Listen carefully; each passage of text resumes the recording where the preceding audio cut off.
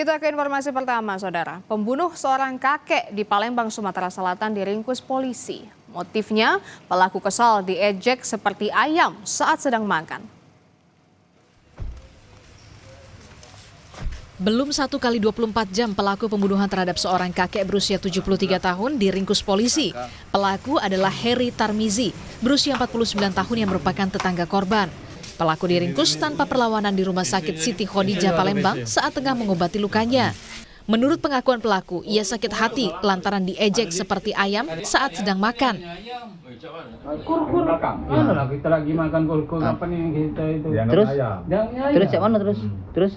Iya dah kalau itu penting. Kawan tahu mah itu. Saat ini alhamdulillah sudah kita amankan belum 1 kali 24 jam dan saat ini tersangka masih dalam proses pemeriksaan oleh penyidik.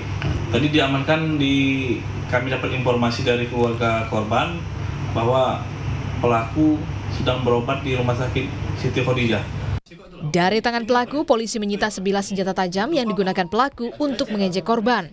Pelaku saat ini masih menjalani pemeriksaan intensif polisi untuk mengungkap motif sebenarnya dan memeriksa kejiwaan pelaku. Yudi Kiswanto, Kompas TV, Palembang, Sumatera Selatan.